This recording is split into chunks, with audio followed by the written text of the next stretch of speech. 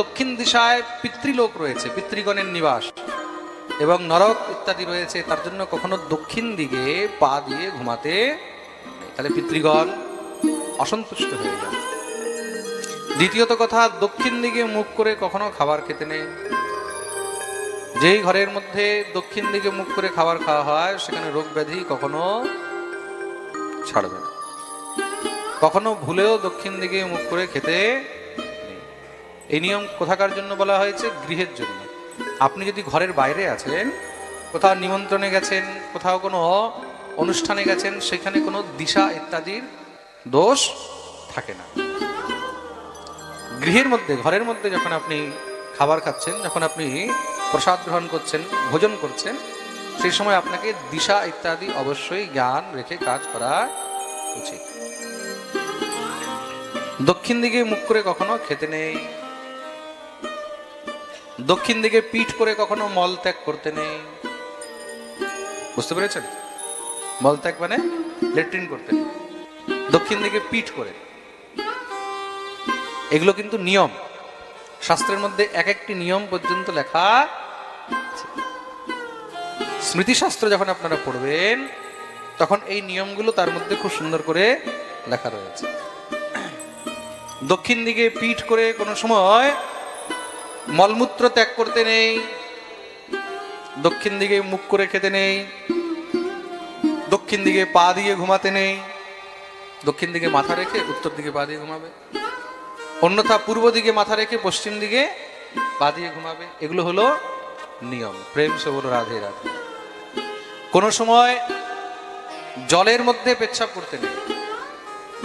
এই নিয়মগুলো কিন্তু মেনে চলা উচিত।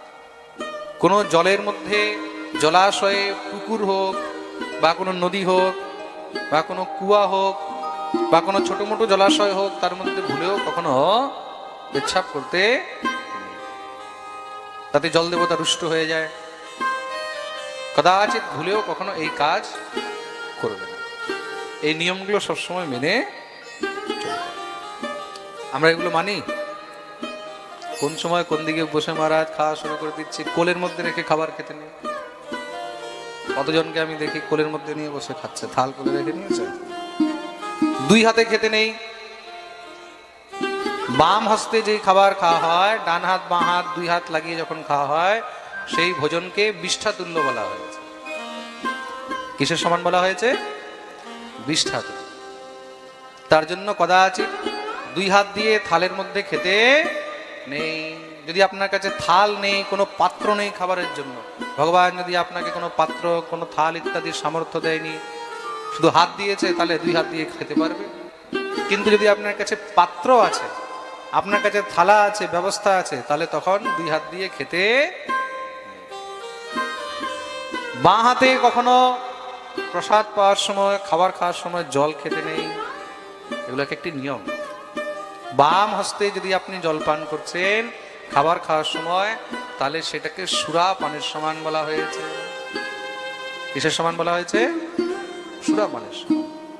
আমরা কি করি সব থেকে বেশি? আমরা এটাই তো করি। খাবার খাচ্ছি, বোতল রেখে গেলাম কাছে, বাম হস্তে আমরা জলপান করছি।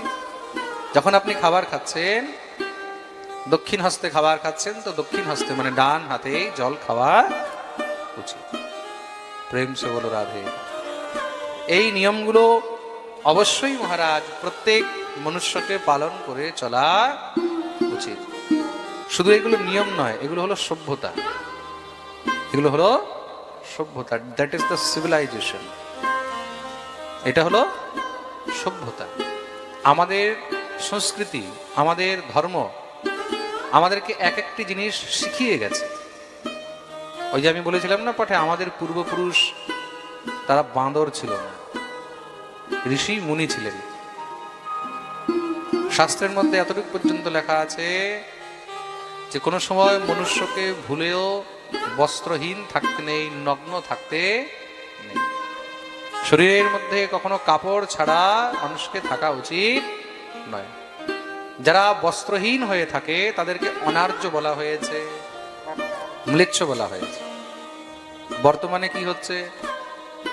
বর্তমানে মহারাজ সমাজ এত নিকৃষ্ট হয়ে গেছে, আগে মানুষ কাপড় পরার জন্য, কাপড়ের জন্য পরিশ্রম করত, টাকা কামাতো, পয়সা কামাতো, পরিশ্রম করতো কিসের জন্য? যেন একটা ভালো কাপড় কিনে পরতে পারি। আর এখন মানুষ কি করে? মোবাইলের মধ্যে ক্যামেরার সামনে কাপড় খুলে ন্যাংটা হওয়ার জন্য রেডি হয়ে থাকে। কত তাড়াতাড়ি কাপড় খুলবো আর ফেসবুকের মধ্যে ভিডিও ছাড়বো। যত কম কাপড় হবে তত বেশি ফলোয়ার হবে। এটাই তো চলছে এখন বর্তমানে। যে যত কম কাপড় পরতে পারবে সে ততই মহারাজ শিক্ষিত, সে ততই মহারাজ স্ট্যাটাস, তার ততই ফলোয়ার হবে। এটা কি? এটা হলো কলিযুগের লক্ষণ। কলিযুগের মধ্যে যারা সতী নারী হবে, সতী নারীদেরকে মানুষ পূজা করবে না। কলিযুগের মধ্যে যারা বেশ্যা হবে তার পিছনে সবাই দৌড়াবে।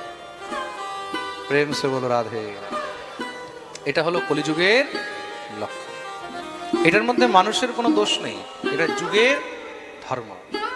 কিন্তু মনে রাখবে, তার পিছনে মানুষ দৌড়াতে পারে, তার পিছনে ভগবান দৌড়াবে, তার পিছনে ঈশ্বর দৌড়াবে না, তার পিছনে তার কর্ম দৌড়াবে।